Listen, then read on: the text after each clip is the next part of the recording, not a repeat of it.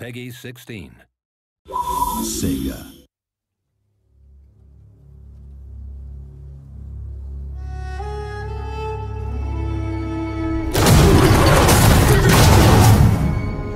Rome 2 is epic in scale. It's a world-spanning, world-conquering game. To create that grandeur and that epic sense of scale, we need to create audio that really supports that.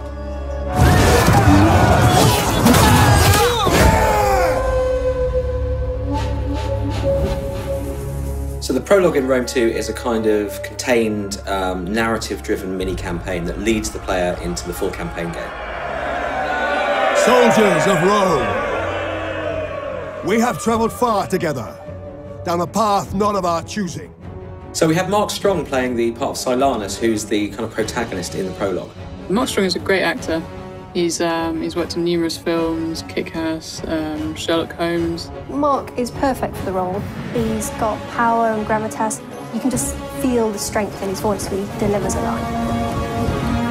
Fate and the cruelty of man compelled each of us to draw our weapons, stand back to back, and defend our lands against the common foe. He kind of starts off as a mid-rank Roman commander, and then as the prologue progresses, he sort of rises up in rank to eventually become a proconsul. He's a very accomplished military commander, the kind of guy you would follow into battle. Although interesting in the game, the more successful he becomes and the more power he accrues, he seems to fulfill that old saying that power corrupts and absolute power corrupts absolutely. It is clear that evil left unchecked will always find Rome. It's very important you understand the character you're playing in order to give the game some life. We shall forge our destiny together! If you're trying to find a way to give him gravitas and make him believable, you've got to make the lines sound like somebody who you would follow into battle. We did not seek this war. It is our homes at birth. So I've given him a kind of gravelly strength. He definitely draws the player into the game right from the start.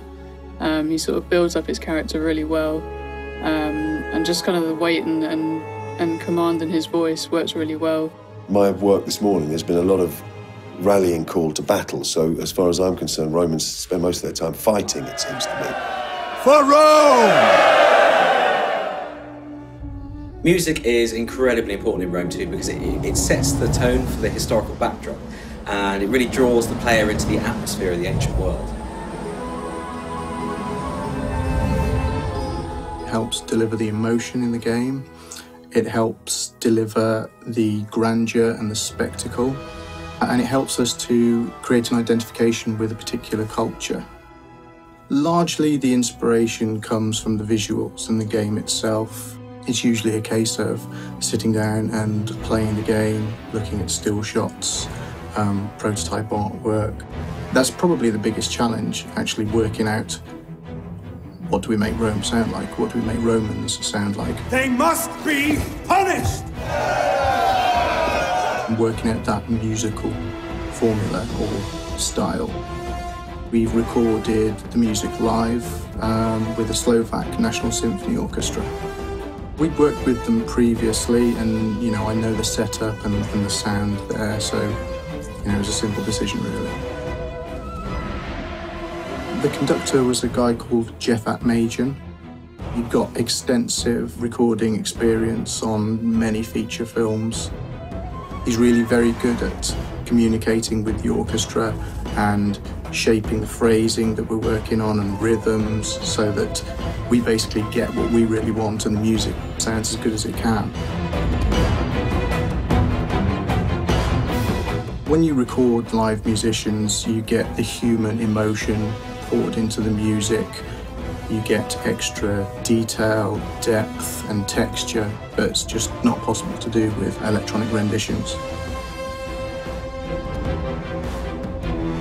The sound effects in Rome 2 really immerse the player in any given environment they're in at the time. So, whether that's a great sweeping battle with thousands of troops or on the campaign map itself.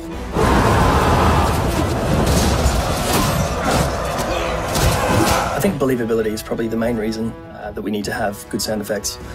because you want people to make it feel like they're a general commanding an army as opposed to someone playing a game. This will never end. We recorded a lot of the assets ourselves here, as well as in the field, as well as at Shepparton Studios. And so we've recorded tens of thousands of individual assets that have been recorded from scratch. So that really does make the battlefield come alive when you can zoom into two guys fighting it out and hear exactly how we think it should sound in that era.